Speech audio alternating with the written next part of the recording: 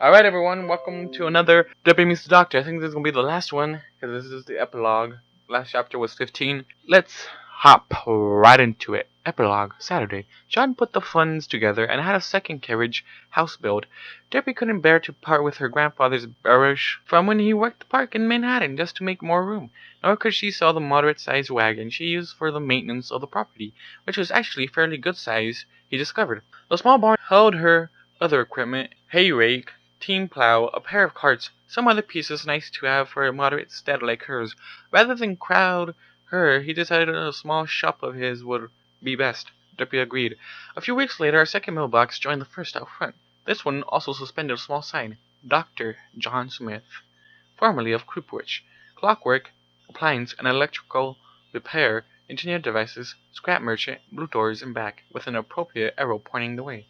He smiled as he worked setting the screws holding the sign's chains, and as he worked he softly sang along to the tune Derpy was humming, a smile on her face.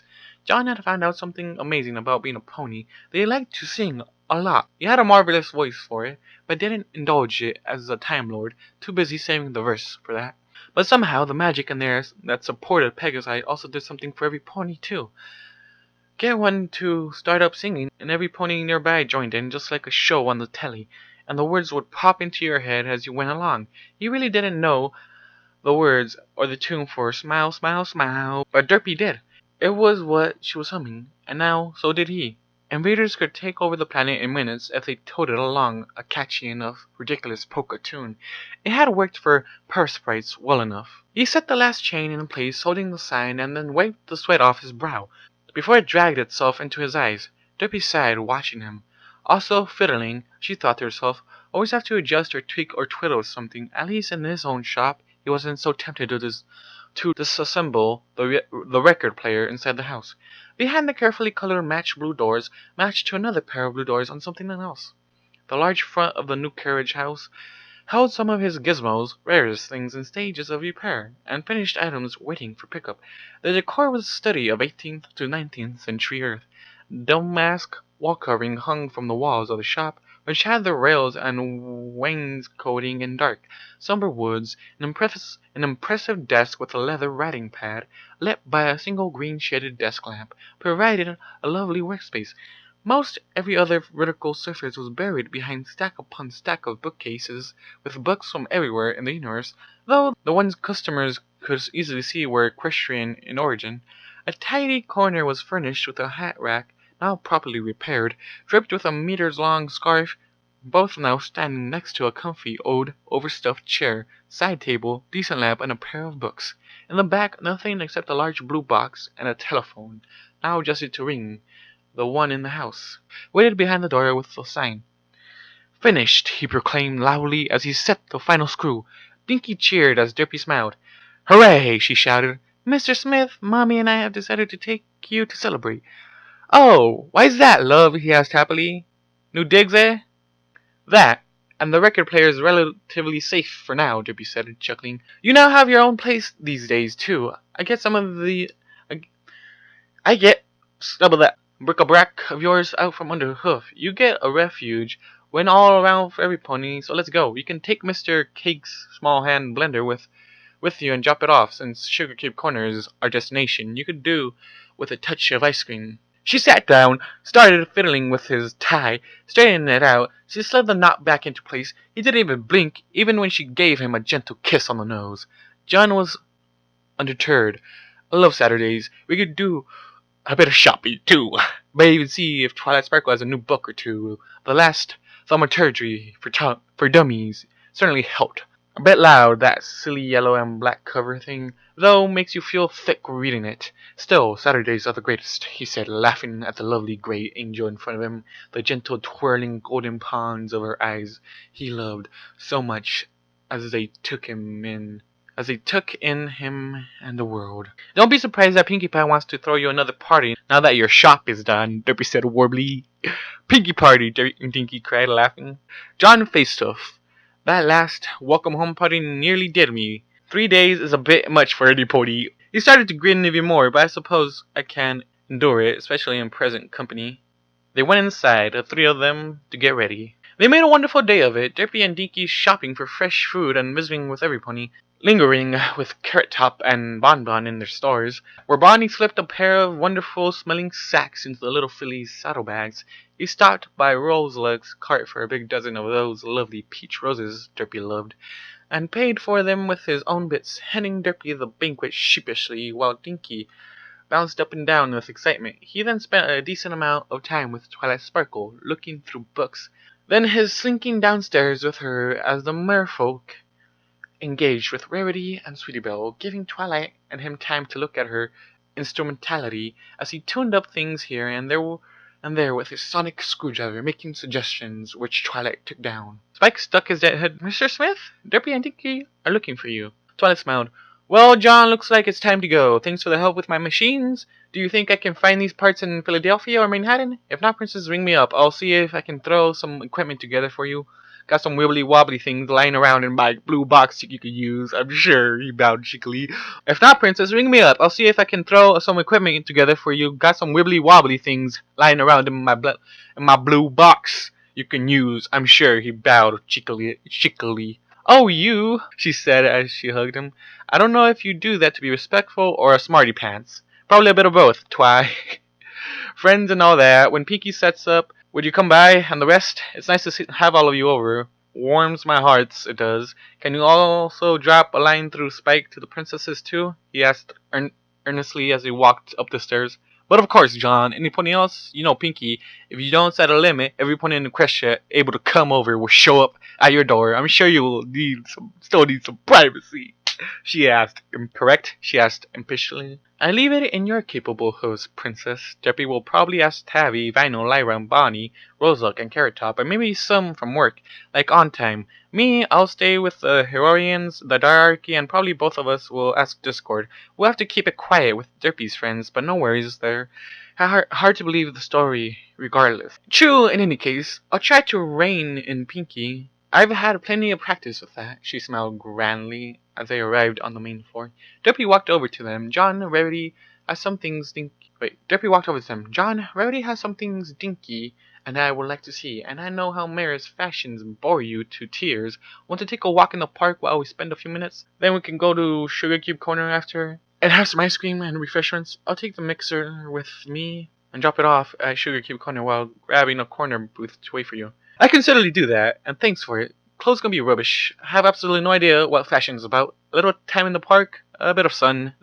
That would be lovely. Derpy smiled, delighted. Oh, you're wonderful. Go ahead and start the way. Rarity will take us over after she gets finished talking to Princess Twilight Sparkle. She kissed his nose as his eyes crossed watching her, blushing at the public affection. We'll be along soon. Love you, he said. As he left for Ponyville's lovely little park, she smiled brightly, waving the hoof. John walked to the gorgeous spot he liked best, seeing the fillies and colts at play, parents enjoying the lovely day, the couple spending time with each other. One interesting stallion caught his eye, the cool trench coat. John looked over the stallion and saw his own eyes looking back at him. He decided to calmly walk over to the nearby park bench and sit down. The other also came over, taking the bench opposite. They sat in the odd way Lyra did. Some things never quite change. He was a few pounds heavier, and the fur had lightened slightly. The mane still sparked spikiness, though the roots had begun to fade a tiny bit, and the face. John studied it. There was a slight lines here and there. The most notable was a slight wrinkling at the corners of both the eyes and mouth. Smiling even more, the other lunged a bit insolently, grinning at his younger counterpart. The tie was bright red, matching with the red Cons All-Stars on his rear hooves. Hello, mate! Second thoughts? The other taunted.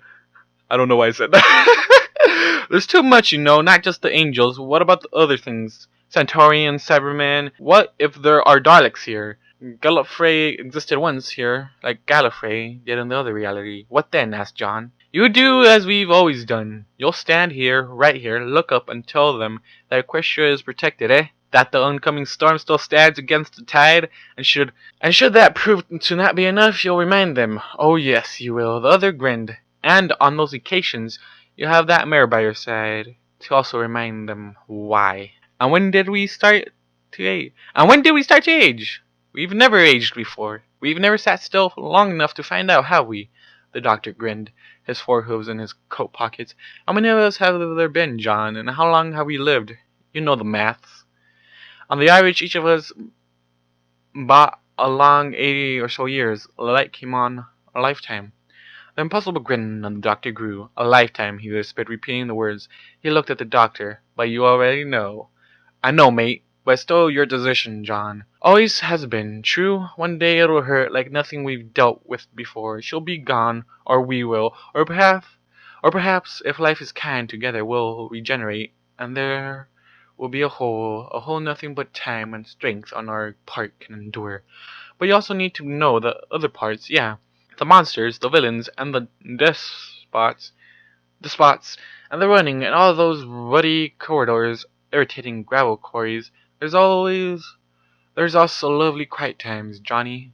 Homework with Dinks, the fixing things for ponies, that lovely spot with our chair in the carriage house, reading, the princesses asking for your advice, hours of talking books, and such, with Try Sparkle and your other friends. The doctor leaned in, conspiracially.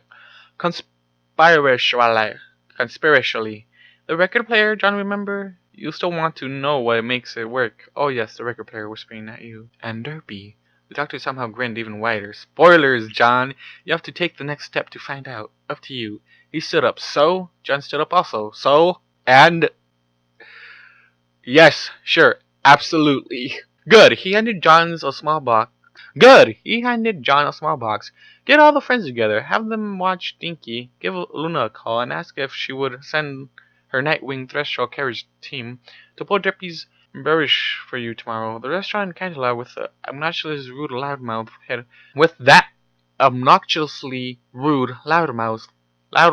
head chef, the one who says buck a lot, 8 o'clock. I've already made all the arrangements and have Derpy handle the secondary flow con, so afterward when you ask the old girl for a nice spa. Our angel always has a fine touch with it. That old box will find the perfect place. Trust her, trust them both. John opened the box. A diamond ring sat in it, and it glowed. John sat down heavily. A warp star. He looked at his older version, tears in his eyes. Where? Spoilers. John shuddered, wiped his eyes. He took a deep breath, squared his shoulders, then stood up. Right. The doctor gave him a once-over, reached out and secured the tie, pulling it down slightly. She ever figures this out, we're done for, lad. Never let her know. John smiled. Allons-y, he cried as he walked down the road toward Derpy and his future. Home, but not alone. Not anymore. The doctor watched warmly as John walked away, smiling. 15 years of memories jostled around in his head, each speaking their part, and then yielding the stage for another. He raised a hoof, waved at the retreating figure. The grin gained wattage. Allons-y, Johnny! Welcome to your greatest adventure! He walked to the... Okay, I don't know why I said it. He walked to the back of the park, pulling his key fob out. There was a shrip, and the TARDIS appeared. The door popped open with a well-known squeak, and a very dear, somewhat bluish-gray, or more grayish than bluish, or something bookish face leaned out.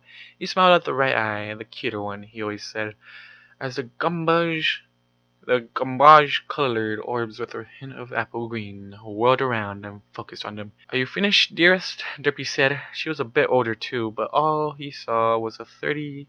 youngish something filly, an impish smile, and a simply brilliant mind, and he loved her with all of both his hearts. All finished. We're off to now? The doctor asked, still smiling. Time to go home, clever boys.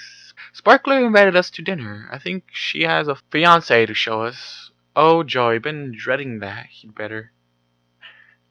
Derpy laid a hoof gently against his lips. Shh. Tie. Derpy retied the tie, concentrating mightily, the tip of her tongue sticking out as she worked the knot. No oncoming storm, doctor. You behave. She's your daughter. She has the wits. If she's sure, give her the benefit. His face a little bit. Not even a little bit, he asked jokingly. No, dearest. No frightening the greatest enemies of the universe looks. No burning planets in your eyes. He'll be part of this family. That's enough for any pony.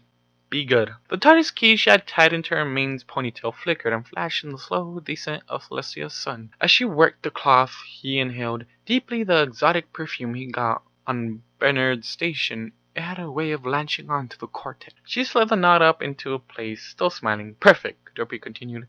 And since Dinky is back from college on break, she said she would watch Aurora for us. I think she misses her little sister. We can take a bit of time over at Sparkler's. But our friends, they were so looking forward to coming over. Even Looney promised to stop by for a bit. And so they shall. After all, we have a time machine, right? Dinky is making dinner with Bonnie's help. Maud and Trixie are helping getting the places set up.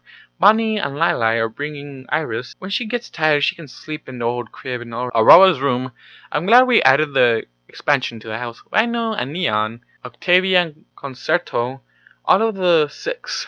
Apple Bloom is coming back later, but Scootaloo is on her Wonderbolt tour right now. Sweetie Belle and Button had to beg off. She's due any day now. Discord is bringing the drinks, not chocolate milk either.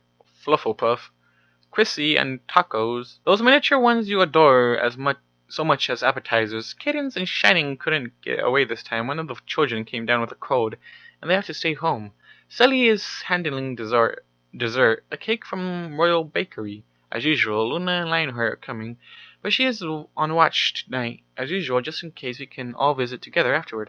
She turned around, started back in the door, the ring on her tail, and its fiery diamond glow. John smiled. So many things changed. He caressed the door, grinning like an insane pony. Thank you, you mad, brilliant old box, you whispered. Now where I needed to go. Always a Saturday. I simply love Saturdays. Good things always happen to them. Once more, dear friend. Oh yes. No friends. All of us together. Right, friends is better. Alonzi. He closed the door with a squeak, just as the TARDIS started to dematerialize. The end. Guys, thank you all for listening, doing whatever the fuck you guys do, and I'll see you guys in the next one. Goodbye. 100,000 stories have filled my head as I look for the answers in what I've read, secretly waiting for my life to change. This transformation